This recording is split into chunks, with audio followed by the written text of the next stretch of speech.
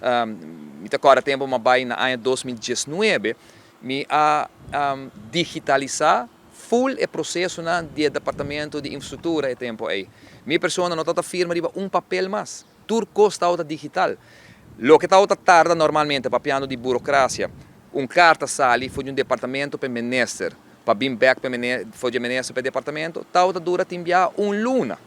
Incrível para luna para sobre. Eu tenho que ir de departamento, para dentro do departamento, eu tenho que ir de mesa para mesa, tem diretor. Já eu tenho que ir de diretor, back mesa para mesa, pessoa que tenho que saber mandar bet. Já eu tenho que ir bet e depender se o ambtenar não está malo.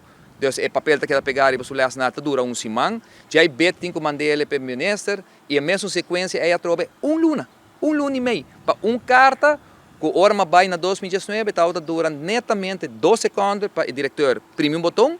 Posso entender que passa de entrar o processo mais, eta vai na bet, eta chega de meu computer, me dá outra firma de meu iPad, e me dá primeiro botão back, e eta chega na minha mesa. Que em 2 minutos, nós podemos fazer o que está dura do governo, 4 para 6 semanas, para carta vai vir entre departamento do governo. Isso para dar exemplo de onde nós estamos de e-commerce, e como nós podemos cambiar o sistema de funcionalidade do governo para fazer ele mais eficiente.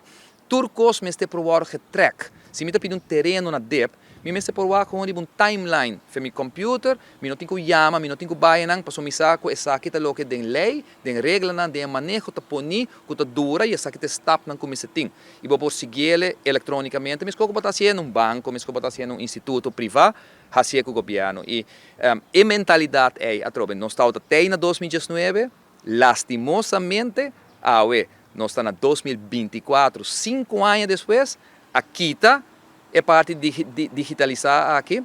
Não saca nenhum terreno mais na DEP.